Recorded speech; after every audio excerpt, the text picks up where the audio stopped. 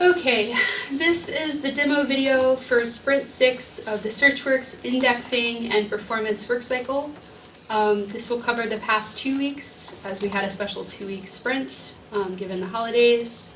To just kick this off, I am Christina Harlow, and I am the product owner for this work cycle. The team members we have involved are Chris Beer is our technical lead, Shelley Doljak, Jessie Keck, Jack Reed, Camille Villa, and Drew Winget are our engineers. Alyssa Hefele and Sarah Seastone are our key stakeholders. Gary Geisler and Jennifer Vine have been our designers and consultants, and a particular shout out to Jennifer for really helping with this project. Stu Steinman is our DLSS direct liaison, and Cam Chan is our ops liaison, ops man about town. The goals for the last 2 weeks were a couple of them. Primarily, we were interested in moving off of our traject work. So this was taking the mapping logic in our SUL-Solr mark and Searchworks indexing code and moving it to trajects. We moved away from that to really focus on getting the current production systems writing to an index that was in SUL-Solr on an upgraded version of SUL-Solr to SUL-Solr 6 on the way to SUL-Solr 7. And dealing with all of the fallout that came from moving those systems over, dealing with super users' feedback of noticed issues between the two SUL-Solr versions because of changed algorithms further down, dealing with failing Searchworks indexing tests, which change for our track changes in things, again, that could be algorithmic matching and in concern, and trying to actually move to where our production service was using our SUL-Solr SUL-Solr Cloud instance in an upgraded version of SUL-Solr. Additionally, we made some great steps in our Searchworks status prototype as well. For this past 2 weeks, we really wanted to get some rough prototyping of what the technical infrastructure for that application, which does end-user monitoring and allows that. We wanted to get the technical infrastructure in place for what that looks like, so that was also a goal. With that, I'm going to hand it off to Chris to discuss our move to SUL-Solr Cloud and ultimately SUL-Solr 7. If you feel ready to come. Sure. I was wondering if we wanted to talk CJK first. Yeah, that sounds good. User feedback. And Jack, if you want to say something first. Sure. Let me share my here.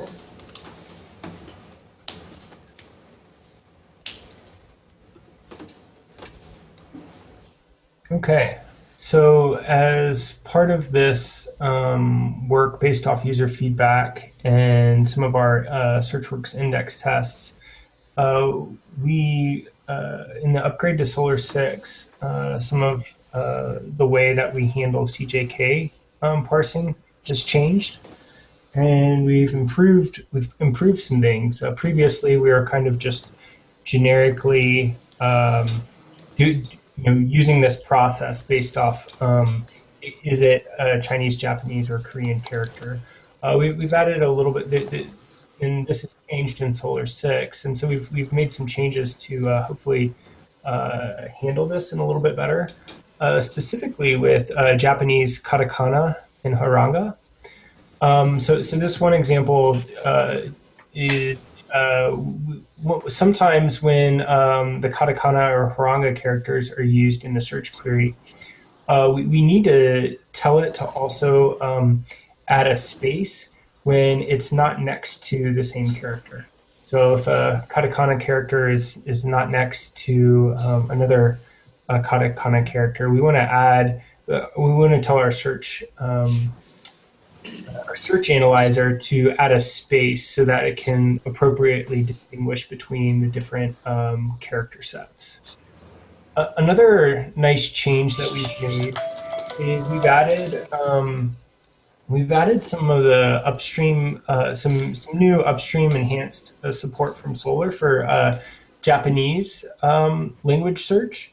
So this is in the case of, and sometimes when you have a mixed character set search, and oftentimes a character may be used in different ways in different contexts.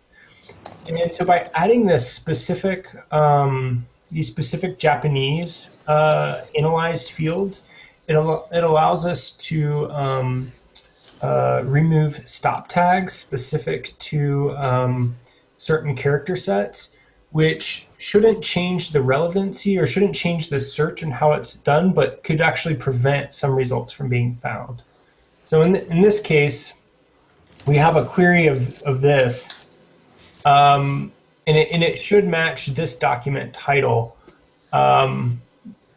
These characters being almost the same except one off, but this character should be a stop tag in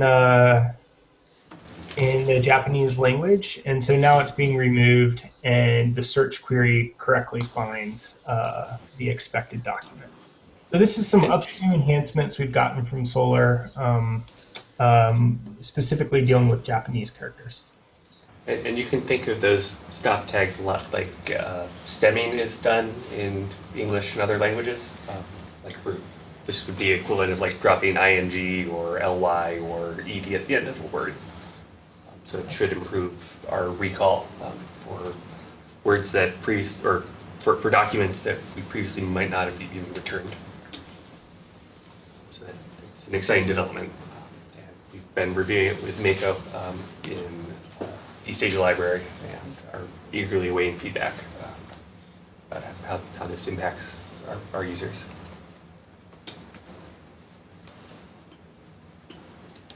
Great. Jessie, do you want to say something about Korean? Yeah, so I won't share anything because I think it is very similar to what Jack had just shown right there, is that we did some work to similarly add some Korean analysis. We added a bunch of Korean-specific fields.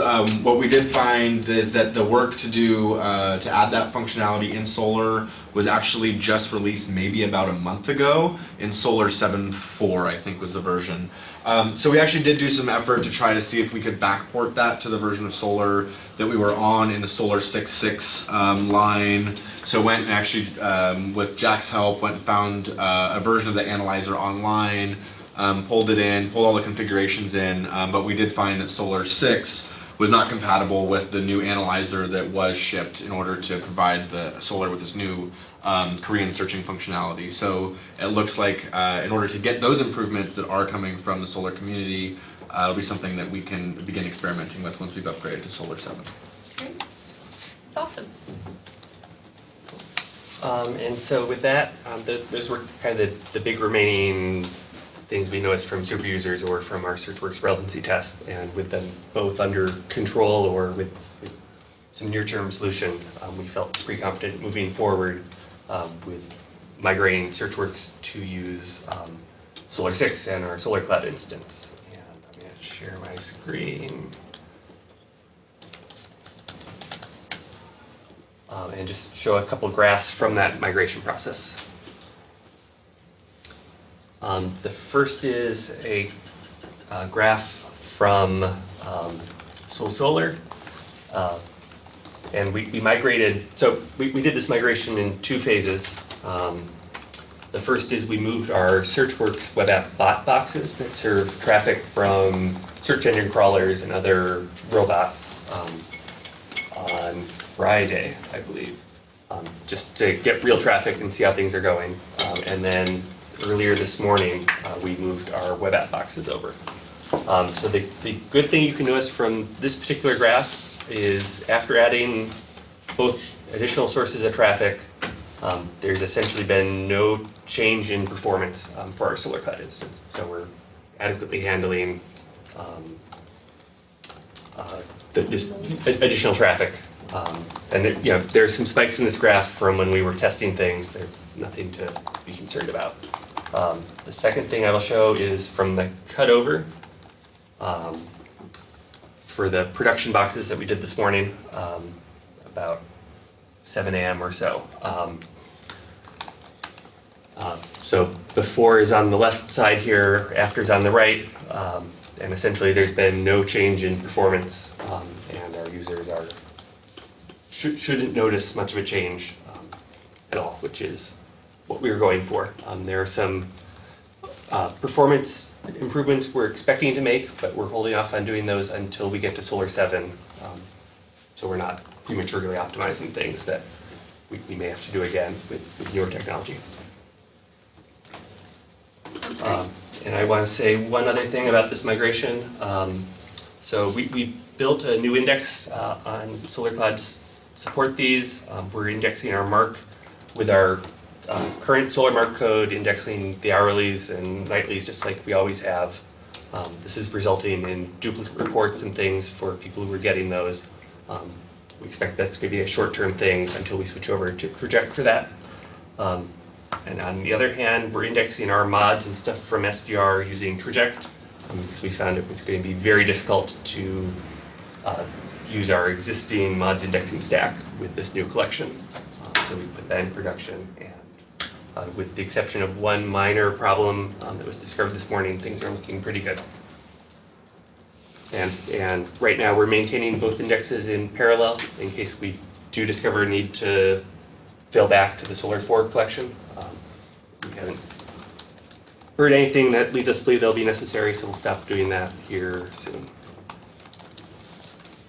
Great. Thank you for sharing that. And it's exciting. We now have the production index moved over. If you do note something, you know how to get in touch with us or find us. So throw your worst at us and we'll see. Or throw your worst at Searchworks and we'll see. Okay, the second thing we wanted to talk about today was the Searchworks status application, which is the name for the end-user monitoring app that we are pulling together. And Drew, are you comfortable talking about that? You bet. Brad.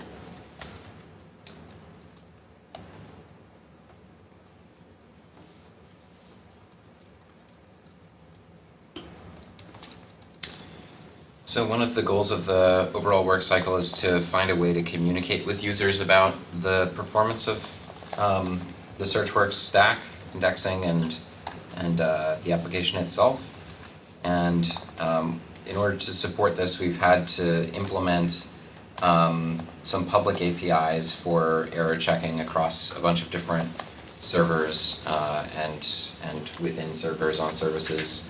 And we now have a way to deploy this information publicly and access it from JavaScript and say whether there's whether it's in a maintenance window or there's an issue or an outage or whether everything is up. We showed some of our graphs loaded from New Relic last time, and some things that are left are to add a Twitter feed which has been created specifically for Searchworks announcements so that it's easier for people to follow updates that pertain specifically to Searchworks as opposed to SUL generally. And we're able to just deploy this on GitHub publicly without too much overhead when we need to do things like add another endpoint or change our policy for reporting maintenance or performance issues. Great, thank you. And that application, it's something we're trying to get the technical infrastructure in place for during this work cycle. And then the next work cycle, which will focus on Searchworks application, is where it'll be cleaned up and officially released to the public with better wording and explanation of what the actual checks are locks mean, so that people can better understand it. Okay, that is our demo for Sprint6. Next week, we hope to get Traject in place for our mark indexing code and get all the way to Solr 7 in our SUL-Solr versions. We're well on track for that. It seems like we'll probably be able to get there. So tune in next time. If you have questions or issues, you can email us, leave comments below the video, or contact one of the team members.